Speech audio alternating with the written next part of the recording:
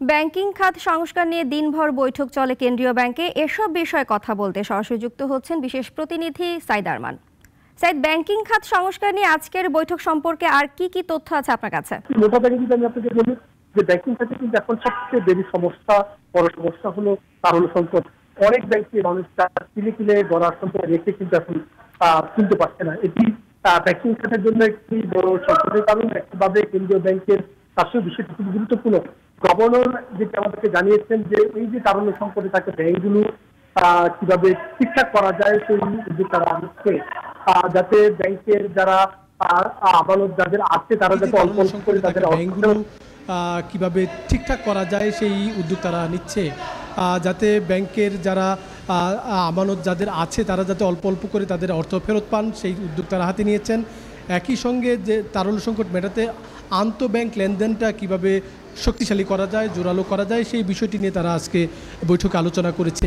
এর বাইরে আপনি জানেন যে বাংলাদেশে কিন্তু অর্থনীতির বড় একটি শত্রু হলো অর্থ পাচার। এই অর্থ পাচার যে সমস্ত অর্থ দেশ থেকে পাচার হয়েছে ওই সমস্ত পাচারের অর্থ যাতে বাংলাদেশে ফেরত আনা যায় সেই ব্যাপারে কেন্দ্রীয় ব্যাংক এবং ব্যাংকাররা একসঙ্গে কাজ করবার বিষয় নিয়ে আজকে আলোচনা করেছে। আর আপনি সংবাদে যেটি বলছিলেন যে ব্যাংকিং খাত ঠিকঠাক করতে কিন্তু অন্তর্বর্তীকালীন সরকার বলছিল যে একটি টাস্কফোর্স গঠন করা হবে। তো আজকে যেটি গভর্নর আমাদেরকে জানিয়েছেন যে টাস্কফোর্স আসলে কয়েকটি স্তরে হবে, তিনটি মূলত বলেছেন।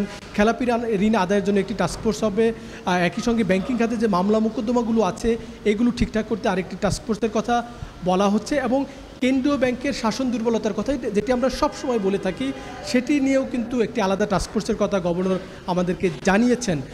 কেন্দ্রীয় ব্যাংকের তরফ থেকে ব্যাংকারদের বলা হয়েছে যে যত মন্দ ঋণ আছে, পুরনো ঋণ আছে সেগুলো আদায় করতে তাদের মনোযোগ বাড়াতে হবে, এবং যে সমস্ত ঋণ বেনামে চলে গেছে, বিশেষ করে বড় বড় ঋণ গ্রহীতা যারা, সেটা চট্টগ্রামের সাইফুল আলম মাসুদ চৌধুরীর এস আলম গ্রুপের ঋণ সহ বড় বড় যারা ঋণ গ্রহীতা, যারা ঋণের নামে ব্যাংকের অর্থ লোপাট করেছেন তাদের সম্পদ কিভাবে জব্দ করা যায় সেটি বিষয় নিয়ে ব্যাংকের এমডিদের সাথে গভর্নর নির্দেশ।